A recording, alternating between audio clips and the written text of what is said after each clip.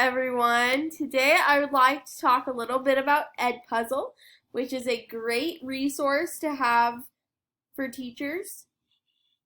You can take either videos you have created, like I created this video about the dot method, or you can have films from YouTube, like this one down here.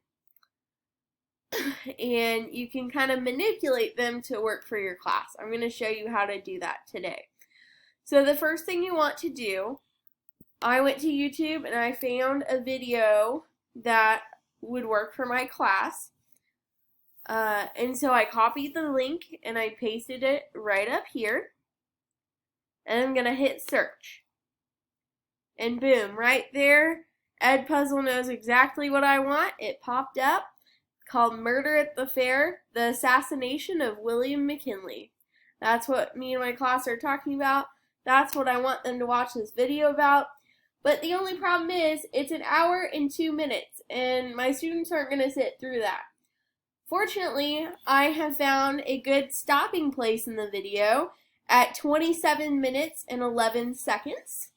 So that's where I want to cut it. And you can tell that we're on the Cut tab right here.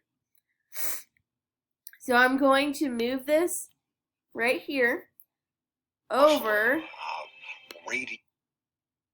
to, keep going till you get to the time that you want to stop it at. So in my case, that would be 27 minutes and 11 seconds. Perfect. That's where I want to end it. And I don't have to do anything else. Don't hit undo or reset. You can also have the option on videos that you create to add a voiceover, which just means that your voice goes over the text of the video. Unfortunately, with YouTube videos, that's not an option anymore. And then there are different kind of questions that you can add. There's multiple choice, open-ended, and then these notes, which are notes that pop up during the video that you can type. That's all. Thank you for listening.